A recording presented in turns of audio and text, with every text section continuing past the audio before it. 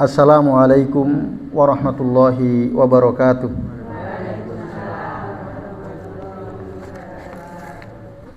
Alhamdulillahi rabbil alamin. Wa bihi nasta'inu ala umuri dunya waddin. Wassalatu wassalamu ala asrafil anbiya'i wal mursalin wa ala alihi wa ashabihi wa man tabi'ahum bi ihsanin ila yaumiddin. Asyhadu an la ilaha illallah wahdahu la syarikalah wa asyhadu anna Muhammadan abduhu wa rasuluh. Allahumma shalli wa sallim wa barik ala Muhammad wa ala ali Muhammad kama shallaita wa barakta ala Ibrahim wa ala ali Ibrahim fil alamin innaka Hamidum Majid. Amma ba'du. Bapak-bapak, ibu-ibu dan jamaah sekalian, azani Allah wa iyyakum ajmain. Semoga kita semua yang hadir di majelis ini senantiasa dimuliakan Allah Subhanahu wa taala. Amin ya Allah ya rabbal alamin. Alhamdulillah Bapak Ibu, pada sore ini atas izin Allah kita bisa berjumpa kembali untuk melanjutkan ngaji kitab Sahih Wasayar Rasuli sallallahu alaihi wasallam. Pada kesempatan sore ini kita akan membahas bab tentang min manhiyati as-shalah, ya, di antara larangan-larangan di dalam salat. Jadi wasiat Nabi yang isinya adalah larangan di dalam salat. Berdasarkan hadis dari Abu Hurairah radhiyallahu anhu, kata beliau, qala amarani Rasulullah sallallahu alaihi wasallam bisalasin wa nahani an salasin. Rasulullah sallallahu alaihi wasallam menyuruh aku dengan 3 perkara dan juga melarang aku dengan 3 perkara. Amaroni birok'atai ad-duha kulla yaumin. Rasul menyuruh aku untuk sholat duha 2 rakaat setiap hari. Wal witri qablan naum, dan untuk sholat witir sebelum tidur. Wasiyami salasati ayyamin min kulli syahr, dan puasa 3 hari dari setiap bulan. Wa nahani an nakrati kanakratidik, dan Rasul melarang aku mematuk seperti mematuknya ayam. Maksudnya ketika sholat, saat sujud. Jadi Rasul melarang aku sujud seperti mematuknya ayam. Wa ik'ai ka ik'ai al-kalab, dan juga Rasul melarang aku dari duduk seperti duduknya anjing. Wal tifati kal tifati sa'labi, dan Rasul juga melarang tungak tengok di dalam sholat seperti menengoknya as-sa'lab. Apa itu sa'lab? Musang yang tungak tengok cepat gitu nengoknya. Hadis ini disebutkan di dalam Musnad Imam Ahmad bin Hanbal rahimahullah, dan dihasankan oleh Syekh Al-Albani dalam kitab Sahih At-Targhib wa Tarhib. Nah, bapak-bapak dan ibu-ibu serta jamaah sekalian, 3 perkara yang diperintahkan Nabi ini sudah pernah kita bahas pada bab sebelumnya, tentang 2 rakaat salat duha, salat witir sebelum tidur, puasa 3 hari setiap bulan. Jadi ringkasnya sedikit penjelasan dari 3 hal yang diperintahkan ini. Sebenarnya bukan hanya kepada Abu Hurairah saja, kepada sahabat yang lain seperti Abu Darda, juga Rasul menyuruh ini. Ausani khalili, telah mewasiatkan kepadaku kekasihku, supaya apa? Tidak meninggalkan 3 perkara. Di antaranya tadi raq'atai ad-duha kulla yaum. Karena sholat duha 2 rakaat itu bisa mensodakohi berapa? 3 360 persendian tubuh kita. Wal witr qablan naum, sholat witir sebelum tidur itu maksudnya setelah Isya, karena waktu sholat witir itu mimba di sholatil Isya hatta al-fajr, mulai dari setelah sholat Isya sampai subuh. Dan sholat witir itu aqalluha rakaat. Sedikit sholat witir itu 1 rakaat. Jadi walaupun hanya 1 rakaat itu bisa. Bahkan sebagian ulama apabila kita menjamak sholat maghrib dan isya jamak takdim, isya didahulukan ke maghrib. Nah, kalau salat rawatib, ba'diyah atau qobliyah, maghrib atau isya itu tidak ada, sedak safar ya. Sekarang kan banyak orang safar ke Jogja ya. Nah, mau menjamak salat misalnya maghrib dengan isya jamak takdim, Rasul tidak pernah melakukan salat rawatib ketika menjamak, ketika safar. Ditinggalkan salat qobliyah ba'diyah, tapi witir tidak pernah ditinggalkan. Meskipun dalam keadaan safar. Nah, misalnya kita mau tetap istiqomah salat witir, setelah kita menjamak takdim maghrib dan isya, setelah isya kita salat 1 rakaat atau 3 rakaat dan seterusnya, itu boleh. Yang penting kita sudah salat isya. Nah, itu salat witir. Nah, sementara puasa 3 hari setiap bulan itu bisa dilakukan di ayyamul bid ya, tanggal 13, 14, 15, tapi boleh juga dilakukan di hari-hari yang lain. Tidak harus tanggal 13, 14 ya benar ya, 13, 14, 15. Tidak harus. Di hari-hari yang lain, misalnya 10 hari pertama puasa. Hari keduanya nanti di 10 hari kedua. Yang ketiganya di 10 hari ketiga, diseling-seling gitu. Itu juga tidak ada masalah. Nah, ini sekilas ya apa yang sudah pernah kita bahas tentang perintah Nabi kepada Abu Hurairah. Tentu juga ini adalah wasiat beliau kepada kita ya, selaku umatnya. Nah, tambahan penting dari hadis ini adalah larangan Nabi yang disampaikan kepada Abu Hurairah radhiyallahu anhu. Ada 3. Yang pertama, kata Abu Hurairah, wa nahani an nakrati karena kroti adi. Jadi Rasulullah SAW melarang aku ya. Ini maksudnya ketika sujud. Nah, ketika sujud melarang aku mematuk seperti mematuknya seekor ayam. Nah, ini Bapak Ibu dan jamaah sekalian, a'azanillahu wa iyyakum ajmain. Jadi tidak boleh kita terburu-buru gitu ketika kita sujud, karena orang yang sujud mematuk seperti mematuknya ayam itu pasti sujudnya tergesa-gesa. Kan kalau kita perhatikan ayam matuk itu cepat apa pelan? Tek gitu ya. Nggak mungkin ayam matuk tek lama dulu. Langsung dia. Nah, itu ayam ngantuk atau sakit. Itu Bapak Ibu. Nah, ayam pada umumnya dia kalau mematuk pasti cepat. Nah, itu dilarang oleh Rasulullah Shallallahu Alaihi Wasallam. Gitu Bapak Ibu dan sekalian, azani Allah wa iyyakum ajmain. Nah, padahal sujud itu adalah keadaan di mana seorang hamba itu sangat dekat dengan Allah Subhanahu wa taala. Harusnya kita memperbanyak doa. Harusnya ketika sujud. Nah, berdasarkan hadis riwayat Imam Muslim, Imam Al-Baihaqi, kata Nabi apa? Qala Nabi sallallahu alaihi wasallam, aqrabu ma yakunu al-abdu mir rabbih wa huwa sajidun. Keadaan terdekat seorang hamba dengan Allah Tuhannya adalah waktu dia sujud. Fa aksiru ad-du'a fihi. Nah, maka perbanyaklah berdoa di dalam sujud. Itu Bapak Ibu dan hadirin sekalian rahimani wa rahimakumullah. Jadi tidak boleh cepat-cepat. Nah, maka orang yang sujudnya cepat, rukuknya cepat, itu bahkan tidak sah sholatnya, karena dia tentu saja tidak tu'maninah. Nah, dulu ada seorang sahabat,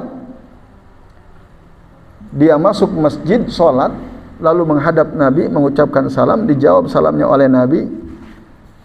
Akhirnya Nabi mengatakan, ya, kata beliau setelah menjawab salam si sahabat ini, nah, a'idis sholah fa innaka lam tusalli, ulangi sholatmu, sesungguhnya engkau belum sholat. Lalu dia sholat lagi. Setelah selesai kembali ke Nabi, mengucapkan salam, dijawab salamnya oleh Nabi. Yang kedua kalinya mengatakan, a'idis sholah fa innaka lam tusalli, ulangi sholatmu, sesungguhnya kamu belum sholat, kata Nabi SAW. Sampai 3 kali Bapak Ibu. sampai 3 kali. Nah, kenapa? Karena dia tidak tu'manina. Maka di antara nasihat Nabi dalam hadis selanjutnya adalah, nah, Nabi setelah menyuruh dia untuk supaya takbir, kemudian membaca surah Al-Fatihah, membaca setelah itu farka hatta tatma'inna raki'an. Rukuklah kamu sampai kamu tu'maninah dalam rukukmu. Ya, kemudian warfa ra'saka hatta ta'tadilla qa'iman. Angkat kepalamu dari ruku sampai lurus, tegak, berdiri. Summasjud hatta tatma'inna sajidan. Kemudian sujudlah engkau sampai tu'maninah dalam sujudmu. Nah, dan seterusnya. Jadi Bapak Ibu dan hadirin sekalian, tu'maninah itu adalah ruknun min arkanis shalah, rukun salat. Apabila tidak dilakukan, maka tidak sah salatnya. Bahkan di dalam hadis yang diriwayatkan oleh Ibnu Abi Syaibah, oleh Ibnu Majah, oleh Imam Ahmad dengan sanad yang sahih, ya, Nabi pernah mengatakan, ya ma'syaral muslimin, wahai sekalian kaum muslimin, innahu la salata liman la yuqimu sulbahu fir ruku' was sujud.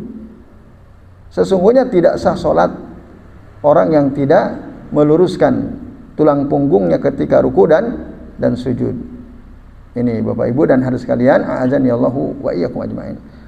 Bahkan dalam hadis yang lain riwayat Al-Imam Ibnu Abi Syaibah, Al-Imam At-Tabrani, Imam Al-Hakim. Imam Al-Hakim mengatakan hadis ini sahih dan disetujui oleh Imam Az-Zahabi. Karena An-Nabi sallallahu alaihi wasallam yaqul, Nabi sallallahu beliau sering mengatakan aswa'un nasi sariqatan, seburuk-buruk orang yang mencuri, kata Nabi, alladzi yasriku min salatih, yaitu orang yang mencuri dari salatnya. Para sahabat waktu itu belum paham.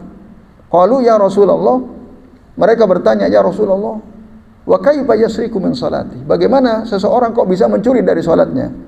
Apa kata Nabi? Qal la yutimmu ruku'aha wa sujudaha. Nah, yaitu dia yang tidak menyempurnakan ruku dan sujudnya. Itu Bapak Ibu dan hadirin sekalian, a'adzani Allahu wa iyyakum ajmain. Jadi itu diantara madarat dari orang yang tidak memperhatikan ketenangan di dalam sujud, tidak tu'maninah dalam sujud. Oleh karenanya dalam hadis ini tadi Nabi mengatakan, kata Abu Hurairah, wa nahani an nakrati kan nakrati addi. Nah, ini. Pernah suatu ketika Rasulullah SAW ra'a rajulan la yutimmu ruku'aha au ruku'ahu. Pernah suatu ketika, ini dalam hadis riwayat Abu Ya'la dalam kitab Musnadnya, juga oleh Imam Al-Baihaqi dan Al-Imam At-Tabrani, ra'a An-Nabi sallallahu alaihi wasallam rajulan la yutimmu ruku'ahu. Rasul pernah melihat ada orang salat, dia tidak menyempurnakan rukuknya, Bapak Ibu. Wa yanquru fi sujudihi wa huwa yusalli. Dan dia yang kur itu mematuk gitu dalam sujudnya. Sementara dia dalam salat, wa huwa yusalli. Apa kata Nabi? Faqal law mata hadza ala halihi hadhihi. Seandainya orang ini yang lagi sholat ini mati, dia mati lagi sholat nih, tapi dalam keadaan seperti ini, apa tadi seperti ini maksudnya? Rukuknya tidak disempurnakan, sujudnya seperti mematuk, cepat sekali, lu mati dalam sholat. Mungkin orang akan menganggap wah ini husnul khotimah, matinya dalam sholat. Tapi kata Nabi tidak. Ya.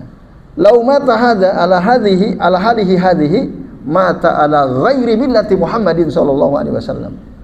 Seandainya orang ini mati dalam keadaan dia seperti ini, salat, tapi salatnya enggak sempurna rukuknya, cepat dia sujudnya, dia mati dalam keadaan seperti itu, mata ala ghairi millati Muhammadin sallallahu alaihi wasallam.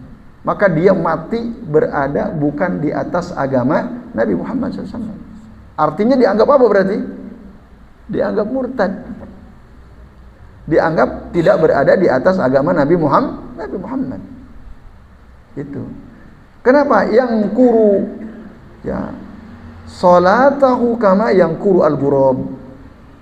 Dia mematuk di dalam sholatnya seperti mematuk burung gagak. Nah, ini Bapak Ibu dan jamaah sekalian. Lalu Rasul memberikan perumpamaan, masalul ladzi la yutimmu ruku'ahu wa yanquru fi sujudih. Perumpamaan orang yang tidak menyempurnakan rukuknya. Orang yang mematuk di dalam sujudnya, masalul ja'i'i alladzi ya'kulu at-tamrah wat tamrataini, seperti orang yang makan sebiji atau dua biji kurma, la yagniyani anhu syai'an, yang tidak mengenyangkan sedikit pun. Hadis akhrajahu Abu Ya'la wal Baihaqi wa Taurani bisanadin hasan, dengan sanad yang hasan. Nah, ini Bapak-bapak dan Ibu-ibu serta jamaah sekalian rahimani wa rahimakumullah.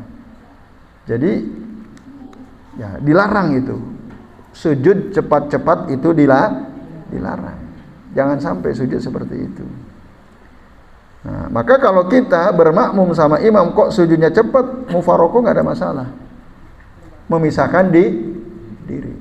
Udah, keluar saja dari barisan. Kalau dia, karena kita tahu ilmunya bahwa orang yang sholatnya begitu tidak sah itu. Bahkan ngeri tadi kan, andai kata dia mati dalam keadaan sholat tapi sholatnya nggak benar tadi, rukunya nggak sempurna, sujudnya seperti mematuk. Oh, matinya ala ghairi millati Muhammadin sallallahu alaihi wasallam. Itu ngeri sekali ancamannya Bapak Ibu dan hadirin sekalian, a'azani Allahu wa iyyakum ajmain. Nah.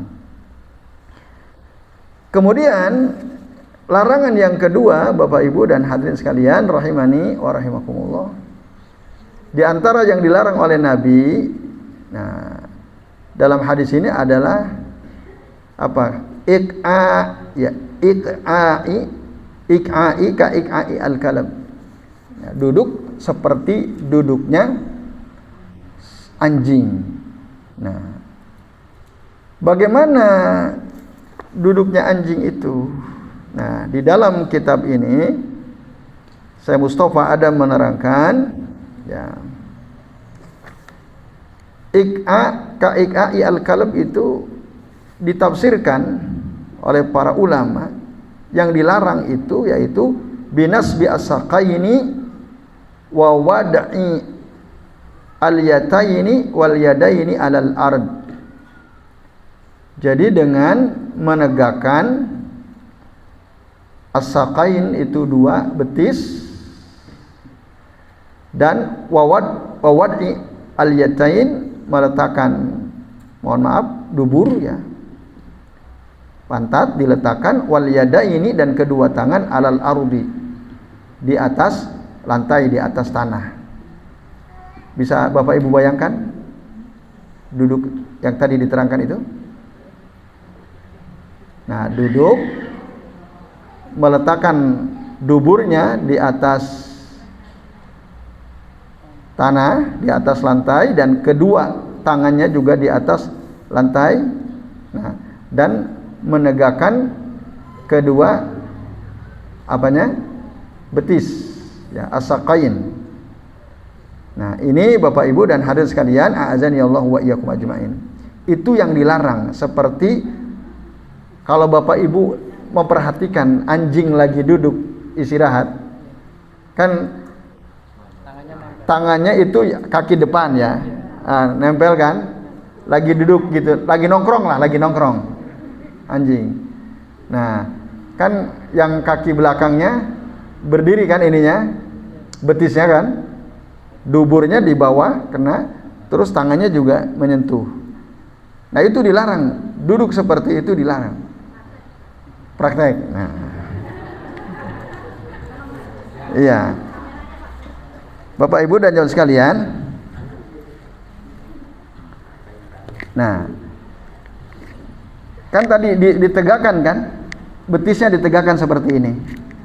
Nah, begini, duburnya di atas lantai, kedua tangannya juga begini.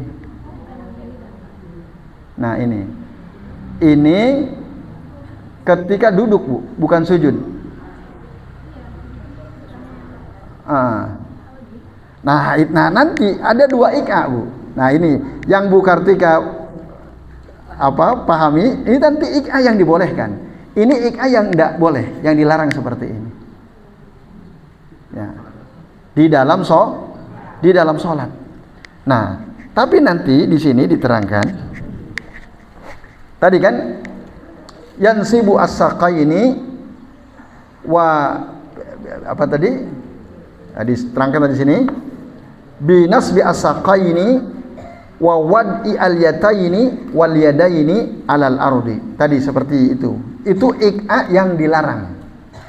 Iq'a yang dilarang. Nah, Bapak Ibu dan jamaah sekalian, a'adzani Allah wa iyyakum ajmain.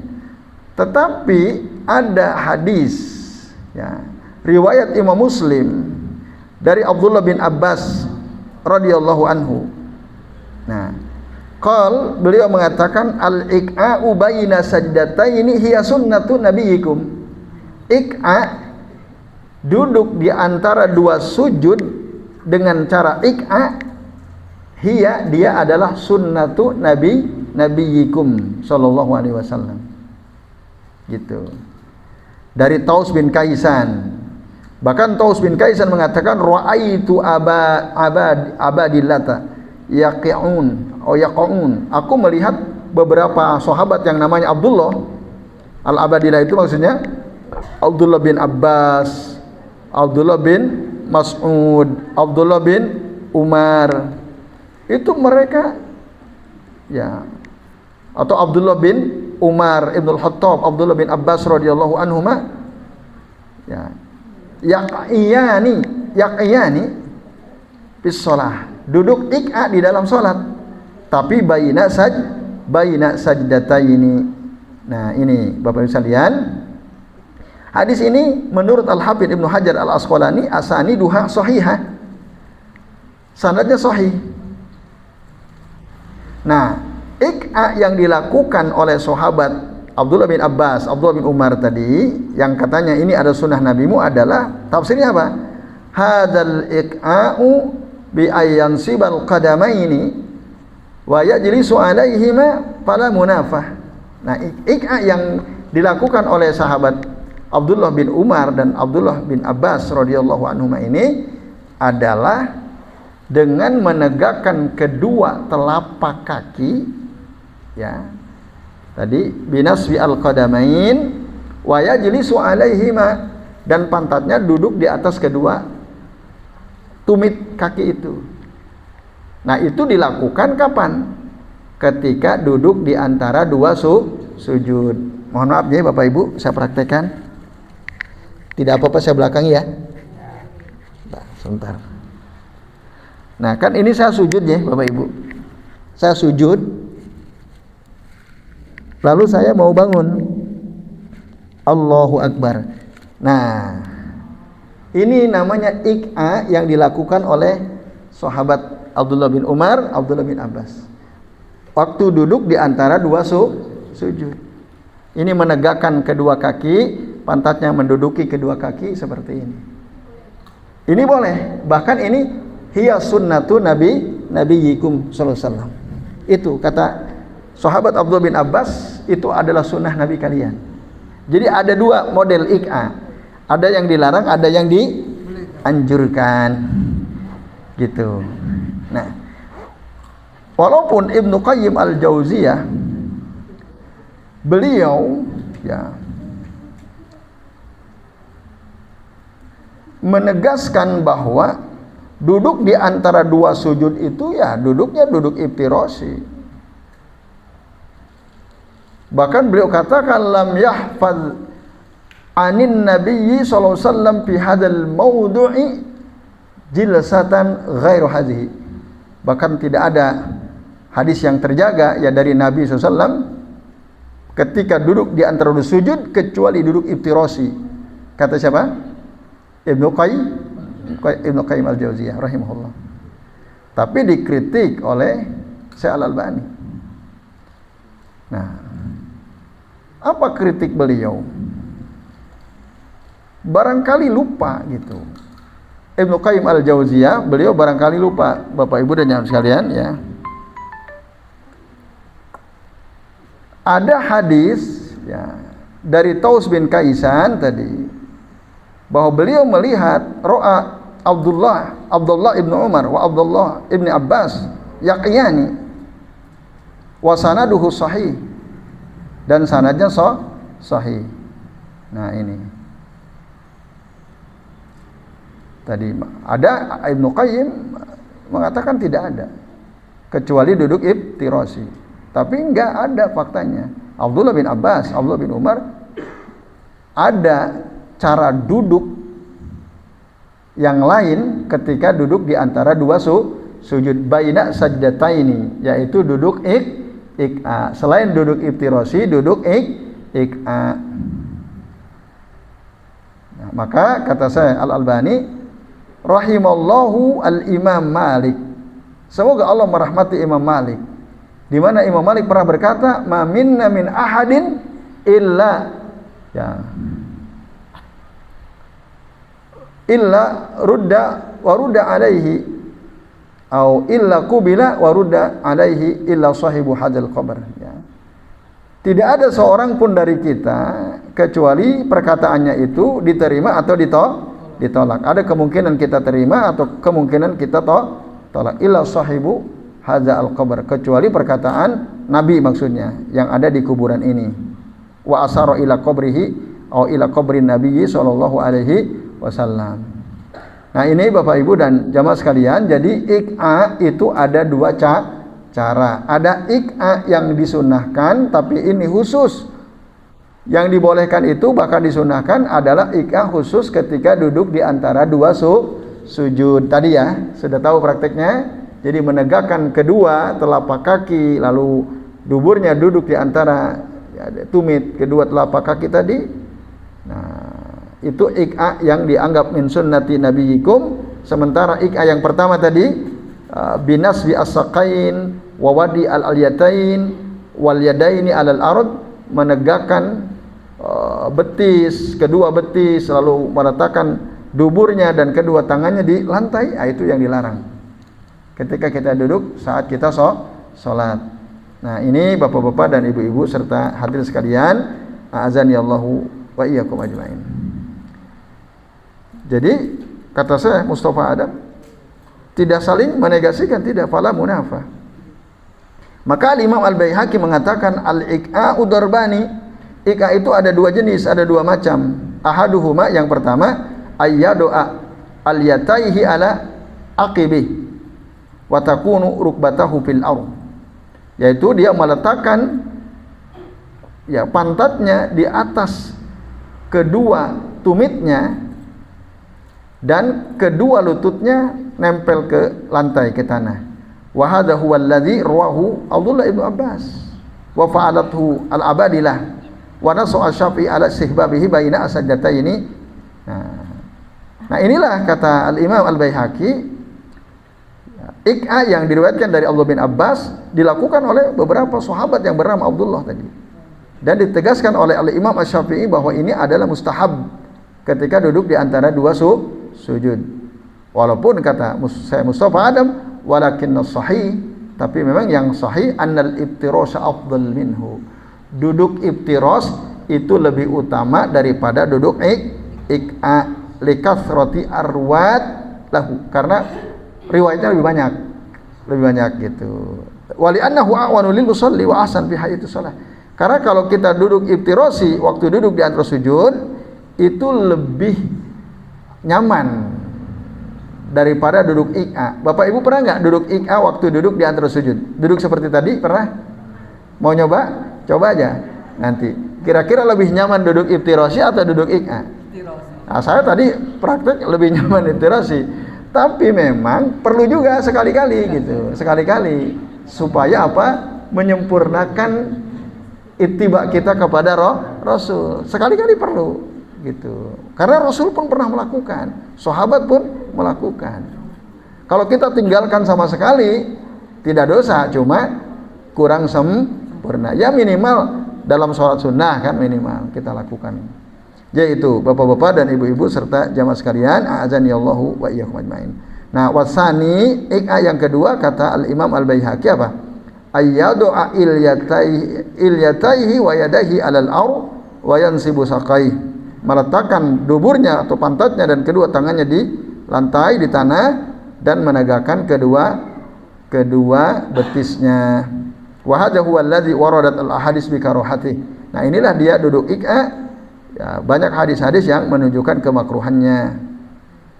Ini Bapak Ibu dan hadirin sekalian, ya keterangan tentang larangan yang kedua, yaitu duduk iqa. Jadi duduk iqa itu ada berapa macam? Ada dua. Hukumnya yang pertama apa? Atau dua macam itu apa? Yang pertama apa? Yang terlarang dan yang dianjurkan, yang mustahab, yang makruh dan mustahab. Nah, yaitu tadi sudah tahu ya bedanya ya, mana yang makruh, mana yang mustahab. Tapi ini Bapak Ibu, yang mustahab hanya berlaku kapan? Hanya berlaku saat duduk di antara dua sujud. Tidak boleh dilakukan di tempat yang lain. Waktu tasahud awal misalnya tidak boleh. Waktu tasahud akhir lebih-lebih tidak boleh. Jadi kalau mau ya lakukan baina sajdataini, di antara dua sujud saja. Nah, itu wallahu a'lam bishawab. Nah, yang terakhir Bapak Ibu dan hadirin sekalian, yang dilarang, yang disampaikan larangan ini oleh Nabi kepada Abu Hurairah radhiyallahu anhu adalah anil iltifat kalil iltifati as-salam. Ya.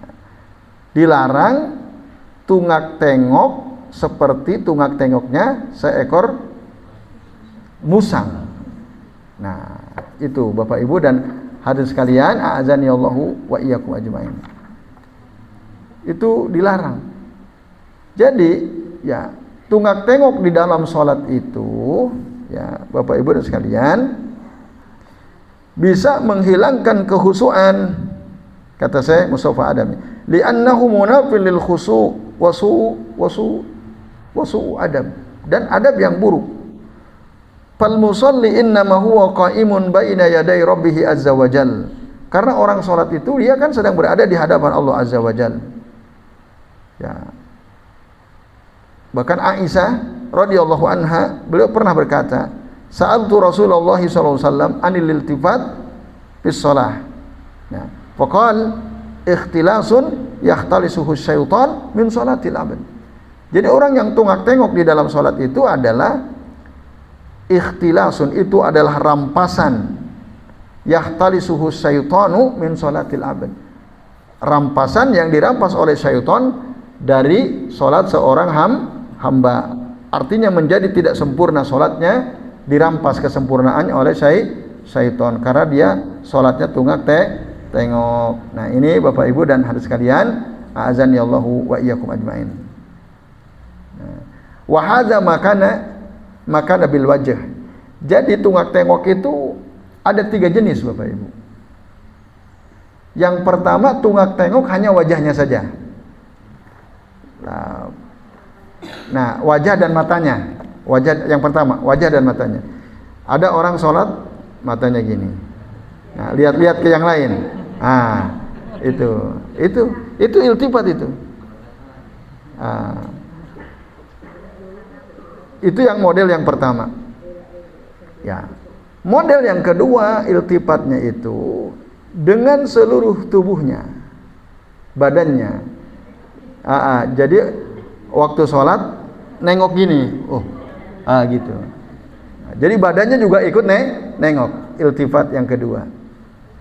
Yang ketiga, yang nengok bukan wajah, bukan mata, bukan badan, tapi hatinya. Bisa nggak lagi sholat hatinya tungak tengok? Ya, artinya hatinya kemana-mana, berpaling dari Allah Subhanahu wa Ta'ala. Nah, ini Bapak Ibu dan jamaah sekalian, a'azani Allahu wa iyyakum ajmain. Nah, untuk model iltifat yang pertama, yaitu tungak tengok dengan apa? Dengan wajah dan mata, Bapak Ibu dan hadirin sekalian, a'azani Allah wa iyyakum ajmain. Ya, kepala, wajah dan mata itu kata para ulama hukumnya apa? Makruh. Hukumnya makruh. la tubtilu as-shalah madama al-badanu mutawajjihan ilal qiblah. Itu tidak membatalkan salat selama badannya tetap menghadap ke arah kiblat. Jadi misalnya itu ya nengok. Nah, itu salatnya tidak batal, tapi makruh. Selama badannya tetap menghadap ke arah kiblat. Nah, para imam mazhab yang 4 juga mereka berkata demikian. Nah, misalnya dari mazhab Al-Hanafiyah ya, al-iltifatu bil wajhi au al-aini makruhu tanzihan idza lam takun hajah. Nengok dengan wajah dan mata itu makruh litanzih ya, jika itu tidak ada kebutuhan. Tapi al-iltifatu bis sadr awil badan ya kulliha anil qiblati yubtilu as-shalah. Tapi kalau nengok dengan dadanya, dengan badannya semuanya, maka itu membatalkan salat. Kenapa? Li'annahu taroka istiqbalal qiblah. Karena dia meninggalkan menghadap ke arah kiblat. Tetapi in kana liltifatu yasiran lil hajati pada haraj. Itu kata para ulama mazhab Al-Hanafiyah dalam kitab Bada'i wa Sana'i. Tapi kalau kita nengok mata kita ada kebutuhan dan yasir itu ringan, itu fala haraj, tidak ada masalah ya, tidak ada masalah. Nah, begitu juga menurut pandangan para ulama mazhab Al-Malikiyah seperti diterangkan dalam kitab Hasyiatud Dasuki atau dalam kitab Asy-Syarhul Kabir, sama ya. Jadi kalau yang nengok itu mata wajahnya itu makruh, tidak membatalkan salat. Sementara kalau badannya itu membatalkan salat. Nah, ini. Tetapi dimaafkan indad darurah. Itu ma'fu anhu ketika darurat. Misalnya Bapak Ibu lagi salat, tahu-tahu di luar masjid, kita sholat di situ, di luar masjid, trek gitu. Ada orang yang berusaha keras membuka kunci stang motor misalnya. Terus kita nengok, oh ada orang mau mencuri itu misalnya. Nah, itu indal haja boleh. Atau tahu-tahu ada ular. Nah, kita matanya nengok gitu ya. Nah, itu indal haja fala haraj, tidak ada masalah. Nah, ini terkait dengan iltifat jadi Bapak Ibu yang kedua. Begitu juga dalam mazhab Al-Hanabilah Wasyafi'iyah sama ya. Pandangannya keempat mazhab itu tadi ada yang iltifat makruh, ada yang iltifat membatalkan salat, kecuali tadi ada hajat, ada kebutuhan. Nah, sementara kalau iltifat bil qalbi itu insighalul qalbi bi ghairi shalah. Sibuk hatinya dengan sesuatu di luar salat. Fahadza haramun, maka ini haram, yunafil khusu' dan menghilangkan kekhusyuan, wa yunqisu ajra shalah wa qad yudhibu sawabaha. Bisa mengurangi pahala salat, bahkan bisa menghilangkan pahala salat sama sekali. Nah, ini yang penting. Jadi iltifat itu Bapak Ibu tadi ya, ada 3 macam. Justru yang ketiga ini yang barangkali tidak begitu diperhatikan. Orang kan taunya iltifat itu bir ra'si wa bil ain au bi as-sadr wal badan kan. Para ulama mengatakan ada orang dia tungak tengok bukan kepalanya, bukan matanya, bukan badannya, tetapi hatinya. Ini haram. Karena orang yang hatinya kemana-mana tadi ya, insighalu al-qalbi bi ghairi as-shalah. Kesibukan hati dengan sesuatu di luar salat. Ini haram. Menghilangkan kekhusyuan, salatnya batal atau enggak, kan itu pertanyaannya.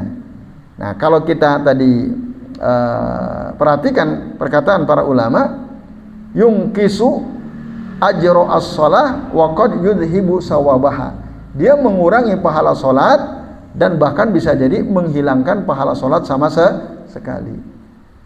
Salatnya sah, tapi tidak ada pahalanya. Ini haram. Nah, maka kata Nabi kepada Aisyah radhiyallahu anha, tungak tengok dalam salat itu ikhtilasun yahtalisuhu syaiton min salatil abad. Hadis akhrajahu al-Bukhari. Itu Bapak Ibu dan hadis sekalian. Bahkan ada beberapa hadis yang lain Bapak Ibu, ya. Misalnya hadis dari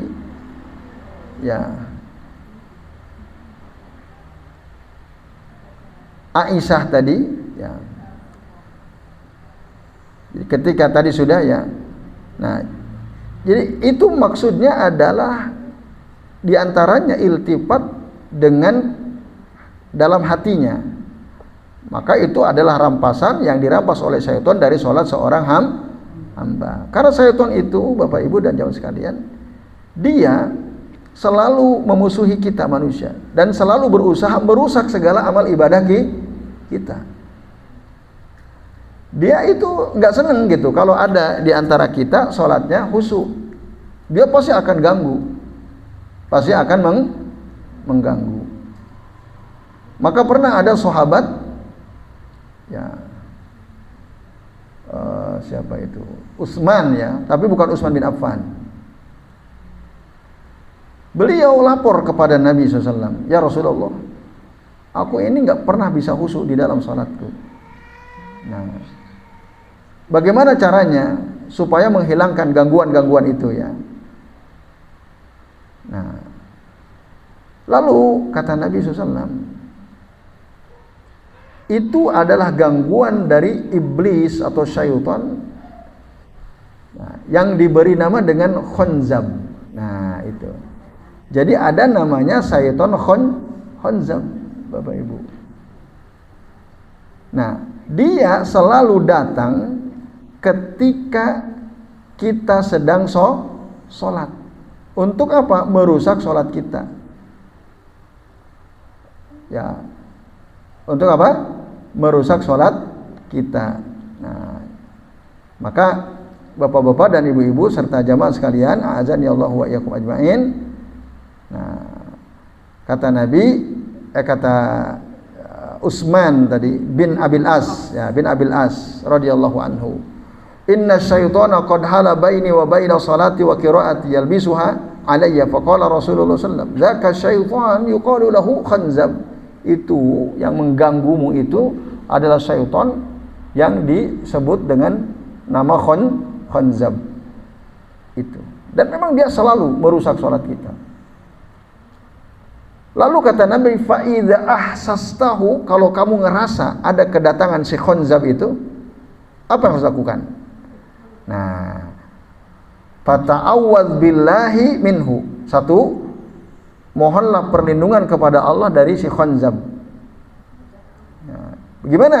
A'udzubillahi minasyaitonir rajim. Minimal itu. A'udzubillahi minasyaitonir rajim. Ucapkan itu. Lalu wadful ala yasari kasalasan. Setelah itu engkau meludah ke kiri 3 kali salasan. Nah, at-tafal itu artinya Bapak Ibu, nafkhun khafifun ma'a say'in yasiri minarrik, ma'a say'in yasirin ma'arrik atau minarrik. Jadi at-tafal itu tiupan ringan tetapi ada sedikit apa namanya? Ya, tiupan ringan, ada airnya, ada ludahnya. Ludahnya tapi yasir. Jangan berdahak dulu, wek. Wah, itu enggak. Ini syaitan masalahnya nih. Nah, jangan. Nah, itu enggak benar. Jadi puh gitu. Ingat ya, jangan mentang-mentang syaitan kita kesel banget. Kita kasih dahak aja sekalian, enggak. Caranya enggak begitu. Cukup tiupan ringan tapi ada air ludahnya tapi yasir minerik. Nah, ala jihatil yasar. Loh, kalau di samping kiri kita ada orang jamaah, ya enggak masalah. Asal jangan ludah ke wajahnya. Yang penting ke kiri itu bisa ke bawah. Nah, kalau ada orang berarti ya jangan ke wajah orang. Itu. Nanti paling dia nanya, "Kamu lagi sholat tadi meludah-ludah, apa maksudmu?" Nah, kita terangkan tadi, aku sholat tidak bisa khusyuk. Kata Nabi, falyata'awwad billahi summatful ala yasarika salasan. Itu kata Nabi. Nah, maka kata Utsman bin Abil As radhiyallahu anhu, fa fa'altu dzalik, aku lakukan hal itu, fa adhaballahu anni, dan Allah pun mengusir syaitan dariku. Gangguannya hilang jadi. Hadis akhrajahu Muslim. Nah, ini Bapak Ibu dan hadirin sekalian, a'azani Allahu wa iyyakum ajmain. Jadi syaitan yang selalu mengganggu kita di dalam sholat kita sehingga hati kita ini iltifat tadi ya, tunggak tengok kemana-mana, sibuk dengan sesuatu yang lain, itu adalah perbuatan si khonzab, syaitan khonzab namanya. Nah, lalu Bapak Ibu dan hadirin sekalian, iltifat hati itu menunjukkan alamatu ghaflatil qalb. Ya, qabla ghaflatil jawarih, menunjukkan kelalaian hati sebelum kelalaian anggota tubuh yang lain. Gitu. Maka kita harus melakukan perlawanan terhadap syaitan bil mujahadah, la bitarki shalah, dengan kesungguh-sungguhan tadi. Khusyuk tadi, ucapkan ta'awud ludah 3 kali ke kiri, itu caranya. Jangan setan mengganggu terus sudah tak batalin, ulangi lagi. Nah, itu jangan. Kita lawan. Caranya ludahi tadi setelah kita mengucapkan ta'awud. Nah, itu. Jadi dia tidak membatalkan sholat gitu. Kalau kita sampai dibuat bingung, ragu-ragu, ashalla salasan am arba'an, apakah kita ini sholat 3 rakaat atau 4 rakaat, bingung misalnya. Nah, kalau jadi imam enak, bingung ini misalnya sholat isya, ini saat 3 apa 4. Nah, kata Nabi, maka tetapkan pada rakaat yang lebih sedikit, karena itu lebih meyakinkan. Walaupun misalnya faktanya kita sudah 4, kita jadi imam, ini 4 apa 3, 4 apa 3. Harusnya kata sahud awal akhir misalnya ya, 4 harusnya. Tapi kita ragu-ragu, udah tetapkan pada rakaat yang sedikit.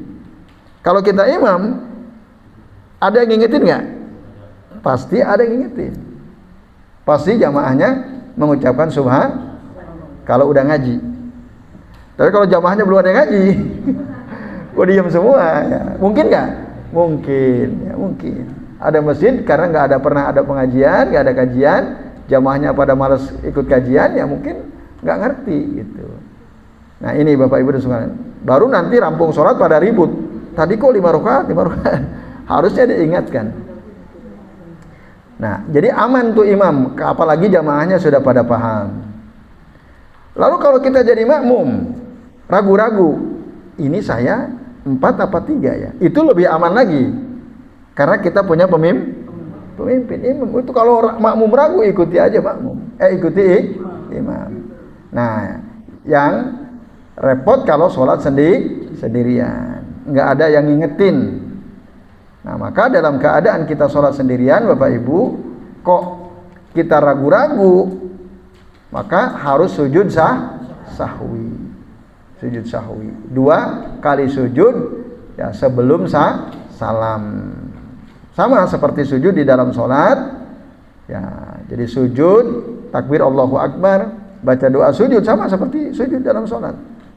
Bacaannya sama, subhana rabbiyal a'la boleh, subhanakallahumma wa bihamdika Allahumma ighfirli juga boleh, karena kata Nabi summa sajada sajdataini misla sujudihi fi shalah au atwal. Rasul sujud 2 kali seperti sujudnya di dalam sholat atau lebih panjang. Jadi sama, misla sujudihi fi shalah. Bacaannya bukan, kan yang populer itu di masyarakat kalau sujud sahwi bacaannya subhana man la yanamu wa la yashu. Subhana man la yanamu wa la yasu. Memang secara makna relevan ya. Subhana man la yanamu, maha suci zat yang tidak pernah tidur, wa la yasu, dan tidak pernah lupa. Relevan sih secara makna, tapi ini tidak diajarkan Nabi. Enggak pernah Nabi ngajarin seperti itu. Yang ada tadi keterangannya misla sujudihi fis shalah, seperti sujudnya di dalam salat. Jadi ini Bapak Ibu dan Saudara sekalian ya, gangguan si khonzab tadi. Kemudian ada hadis dari Anas bin Malik radhiyallahu anhu. Nah, qala Rasulullah SAW, kata Anas bin Malik, iyyakum wal iltifati fis shalah. Jauhi oleh kalian bertengok-tengok di dalam salat. Fa innal iltifati fis shalah halakun. Karena orang yang tengok-tengok di dalam salat itu adalah kebinasaan. Itu Bapak Ibu dan hadis kalian, a'azani Allahu wa iyyakum ajmain. Nah, ini ancaman tegas dari Nabi SAW ya bagi orang yang tidak khusyuk, termasuk tadi apalagi sampai dia tengok badannya, tengok dadanya berbalik, itu jelas tadi membatalkan sholat. Nah, maka jangan ya, karena sholat itu manzilatuhu azimah, kedudukannya agung, maka jangan disepelekan. Nah, sampai tadi dia mengatakan fa innal iltifati fis shalah halakun. Orang yang tengok dalam sholat itu adalah kebinasaan. Kemudian yang terakhir hadis dari Abu Dzar Al-Ghifari radhiyallahu anhu, qala an-nabiyyu sallallahu alaihi wasallam. Nabi SAW bersabda, la yazalullahu muqbilan 'alal 'abdi. Ya, fi sholatihi. Allah senantiasa ya memandang hambanya di dalam sholatnya. Memandang, menghadap ke hambanya di dalam sholat si hamba itu. Malam yaltafit, selama si hamba itu tidak tengok. Fa idzal tafata insarafa anhu. Apabila si hamba di dalam sholatnya itu tengok, maka Allah pun akan berpaling darinya. Insarafa anhu. Nah, ini Bapak Ibu artinya kalau kita sholatnya aja tengok, Allah nggak perhatiin kita. Tapi kalau kita fokus, ya wajahnya, matanya, fisiknya, hatinya fokus, maka Allah akan senantiasa ya menghadap ke arah kita, memperhatikan kita. Tapi manakala kita tengok tadi, fa idza iltafata insarafa anhu. Nah, ini hadis lain yang menjelaskan tentang larangan tengok di dalam sholat. Nah, ini Bapak Ibu dan hadis sekalian. Lalu kemudian kesimpulannya ya, yang pertama di antara faedah hadis yang kita bahas ini adalah penjelasan tentang perintah Nabi kepada Abu Hurairah. 3 tadi, masih ingat tadi apa perintahnya? Enggak, yang diperintahkan Nabi kepada Abu Hurairah salat duha 2 rakaat setiap hari, salat witir sebelum tidur, puasa 3 hari setiap bulan. Yang kedua, an-nahyu 'anin naqri fis shalah kana kredi. Larangan salat dengan cepat sujudnya seperti seekor ayam mematuk. Itu enggak boleh cepat-cepat. Justru kita perbanyak doa. Bahkan dalam hadis yang lain Nabi bilang apa Nabi? Nabi mengatakan wa ammas sujudu, kata Nabi, dan adapun sujud fajtahidu fihi du'a. Bersungguh-sungguhlah kalian di dalam sujud itu berdoa. Fa innahu qaminun an yustajabalah. Karena sesungguhnya ya doa yang kita baca di dalam sujud itu sangat pantas untuk diijabah oleh Allah Ta'ala. Nah, itu. Nah, artinya tadi Nabi melarang bercepat-cepat, tidak tu'maninah di dalam sujud. Itu an-nakr maksudnya. Kemudian kesimpulan yang ketiga, larangan dari duduk ik'a. Tapi ik'a yang dimaksud adalah yaitu menegakkan kedua betis, meletakkan dubur di atas lantai dan kedua tangan ketika duduk tasyahud.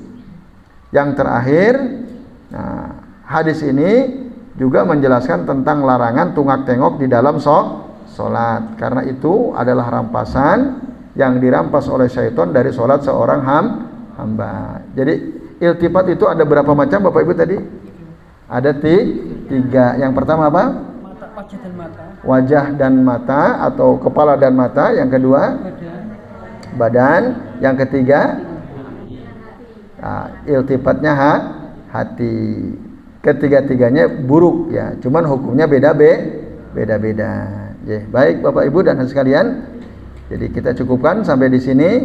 Tapi insya Allah masih ada sedikit waktu. Barangkali ada di antara Bapak Ibu yang mau bertanya, kami persilakan. Bapak-bapak, ibu-ibu dan sekalian, ada beberapa pertanyaan penting. Yang pertama, dalam sholat tiba-tiba ngantuk gitu ya Bu ya, les gitu ya, cekluk gitu ya, itu apakah sholatnya batal atau tidak gitu.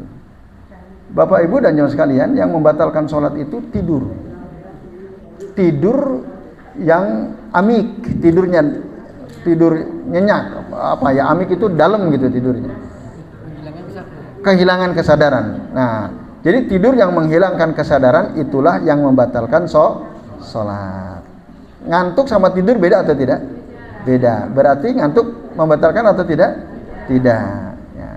Bahkan kalau kita tiduran, menurut jumhur ya, kita tiduran sambil berbaring, jumhur. Kalau Al-Imam Asy-Syafi'i memang kalau kita duduknya begini tegap ya, tidur itu nggak batal sholatnya kalau menurut mazhab Asy-Syafi'i. Tapi kalau kita berbaring, nah jadi tidak tertutup ininya, lubang duburnya, batal. Tapi jumhur mengatakan enggak. Dulu para sahabat pernah tiduran ya, bahkan sampai ada yang ngorok.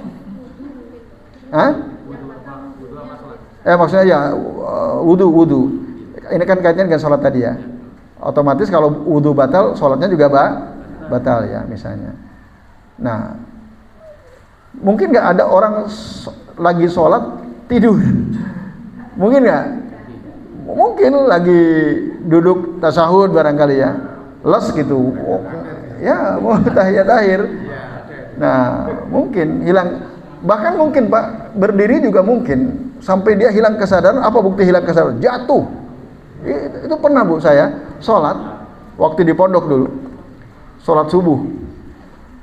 Kan bacaannya agak panjang-panjang gitu imamnya. Ada temen itu sampai terjatuh lagi sholat, lagi berdiri, jatuh brek. Itu kan artinya apa? Dia hilang, nggak bisa ngontrol, hilang kesadarannya, batal kalau gitu. Tapi kalau cuman kelek itu enggak. Ya itu Bu. Kemudian menangis dalam sholat, tapi menangisnya bukan karena ingat paham makna ayat, takut azab Allah, bukan karena itu. Tapi ingat, ya Allah, dia kok zalim banget sama saya, sampai saya ditinggal nikah misalnya. Ya, atau mungkin ingat bapak kita meninggal gitu ya, waktu kita sholat dan seterusnya. Jadi nangisnya itu sebabnya di luar sholat, sesuatu yang di luar sholat, tiba-tiba keluar air mata. Apakah batal sholatnya? Selama tidak berteriak, mengeluarkan suara, tidak batal. Tidak batal. Tapi tentu ya itu kan sesuatu yang susah dikendalikan kan, di luar kendali kita kan. Tahu-tahu lagi sholat tiba-tiba menetes air mata.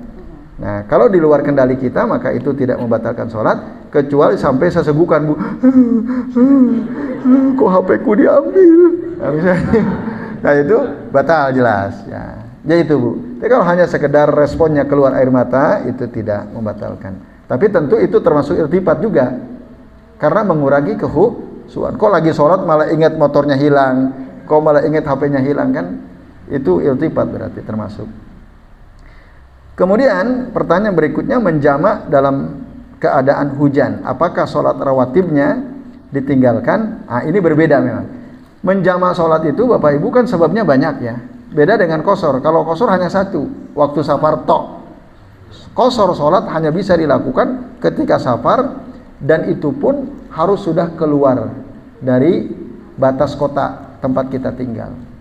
Kalau jamak ada banyak sebabnya.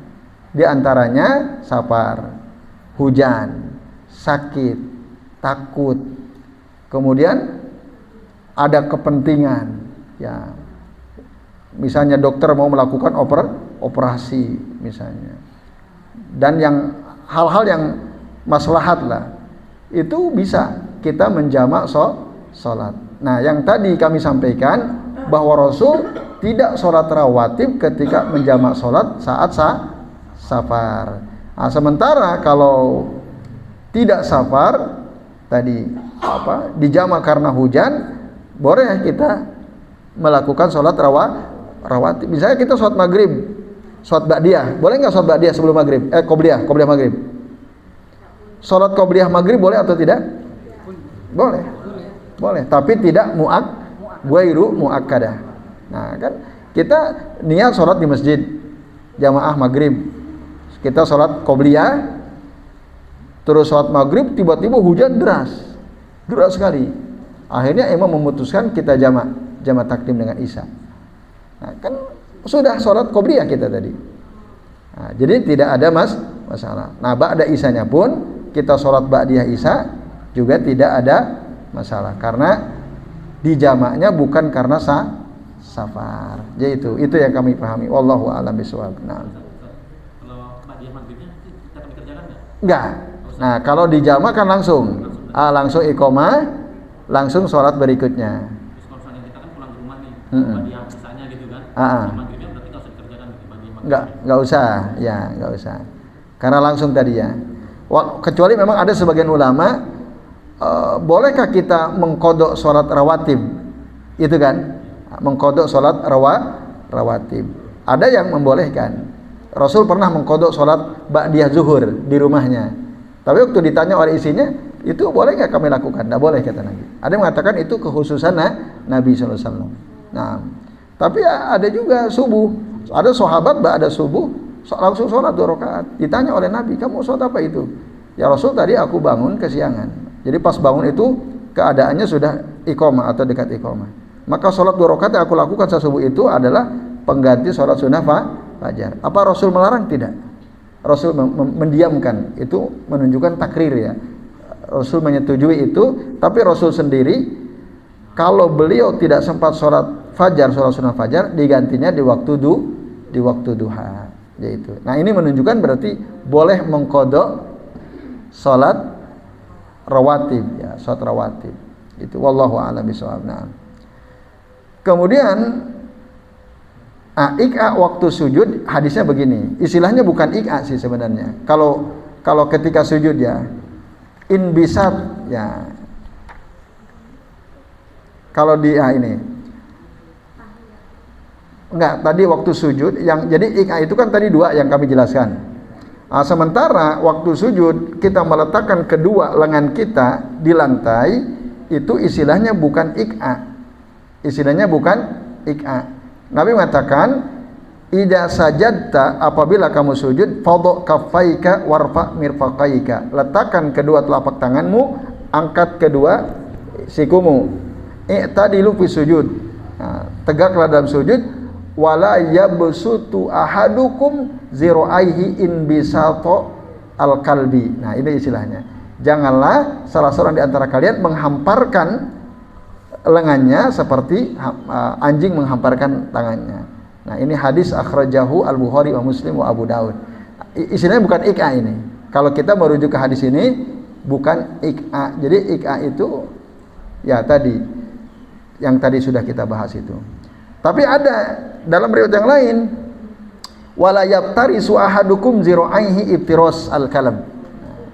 Janganlah salah seorang di antara kalian tadi menghamparkan kedua lengannya pada saat sujud seperti anjing menghamparkan tangannya. Nah, jadi istilahnya bukan iqa ya kalau kita merujuk ke hadis ini. Wallahu a'lam bishawab. Nah, kemudian ada orang sujud 1 kali pada rakaat ketiga, udah diingatkan tapi tetap aja lanjut.